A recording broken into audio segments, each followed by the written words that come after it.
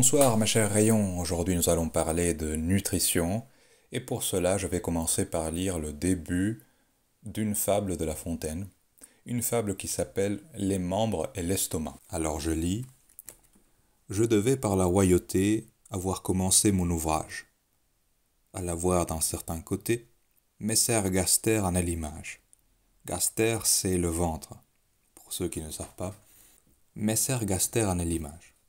S'il a quelque besoin, tout le corps s'en ressent. De travailler pour lui les membres se lassant, chacun d'eux résolu de vivre en gentilhomme.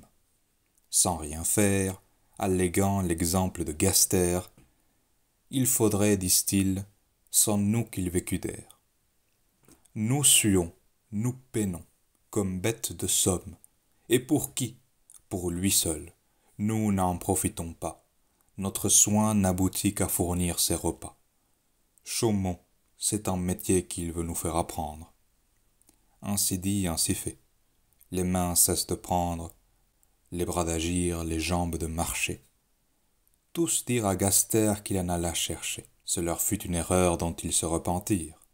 Bientôt les pauvres gens tombèrent en langueur, il ne se forma plus de nouveau sang au cœur. Chaque membre en souffrit, les forces se perdirent, par ce moyen, les mutins virent que celui qu'ils croyaient oisif et paresseux, à l'intérêt commun contribuait plus qu'eux.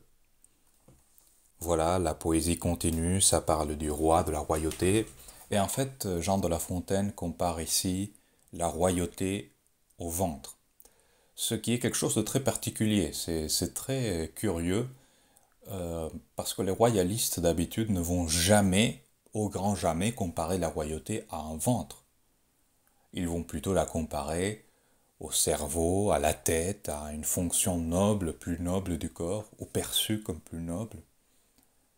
Mais non, Jean de La Fontaine, il compare la royauté au ventre, en fait, à la partie du corps qui aujourd'hui est peut-être la plus méprisée. En fait, le ventre est considéré comme la partie la moins noble. Et même historiquement, c'est une partie qui est plutôt associée au peuple, c'est associé à la vulgarité, le ventre. Mais en quelque sorte, Jean de La Fontaine a raison. Le roi de notre corps, ce n'est pas tant la tête, ce n'est pas tant le cerveau, c'est plutôt le ventre, c'est plutôt notre estomac, parce que c'est notre estomac qui fait fonctionner notre corps. Alors, lorsqu'on parle de nutrition, moi ce que j'ai constaté, c'est qu'on dit tout et son contraire. D'accord? Je ne trouve aucune cohérence dans les propos des uns et des autres. Ce n'est pas comme d'autres sujets, comme par exemple le sujet de Dieu. Lorsque j'entends des gens parler de Dieu, à toutes les époques, même il y a 2000 ans, je constate qu'il y a des ressemblances. En fait, on retrouve à peu près les mêmes idées, les mêmes concepts. Oui, ce sont des mots différents, c'est expliqué différemment, c'est d'un autre point de vue, d'une autre perspective, mais ça reste au fond la même idée, quoi. Mais quand on parle de nutrition, c'est pas du tout ça. On parle de choses très différentes. On dit des choses contradictoires. Il y a des gens qui te disent oui, ce qu'il y a de mieux, c'est de la viande. Il faut manger beaucoup de viande. Il y en a d'autres qui te disent oui, la viande en fait elle est mauvaise, il ne faut pas en manger beaucoup. Il faut en manger maximum une fois par semaine.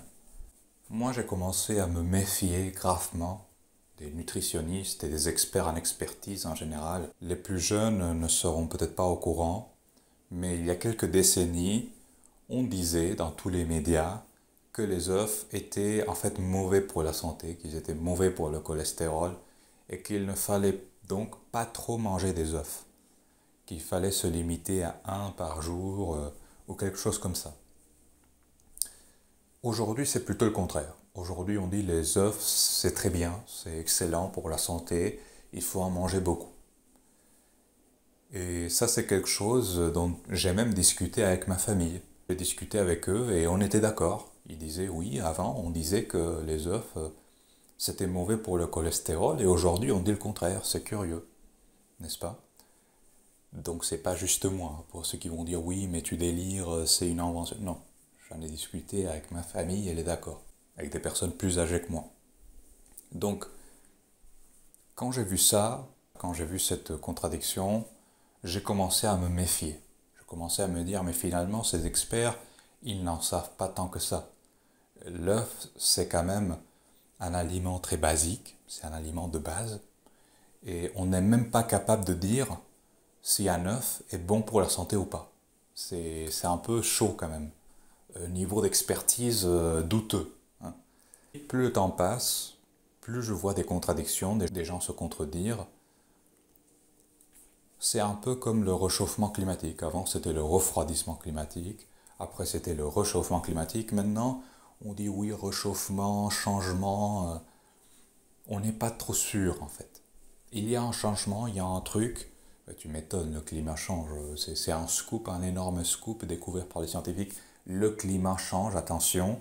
En fait, je pense que l'alimentation, ça dépend de chacun. En fait, on ne peut pas donner des règles générales. Oui, il y a des propriétés générales des aliments qui s'appliquent à tout le monde, évidemment. Mais on ne peut pas donner des conseils à quelqu'un sauf à le connaître très bien, connaître son poids, connaître ce qu'il fait dans la vie, son activité, connaître sa génétique. Jean de La Fontaine avait raison.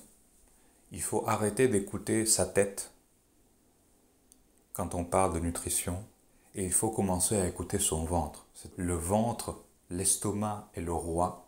C'est lui qui décide, c'est lui qui fait le choix, qui prend la décision.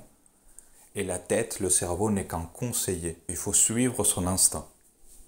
Avec le conseil, le conseiller de la tête qui va dire oui, instinct, c'est très bien, mais attention, tu commences à manger trop de porc, trop de viande, tu devrais peut-être diversifier, etc.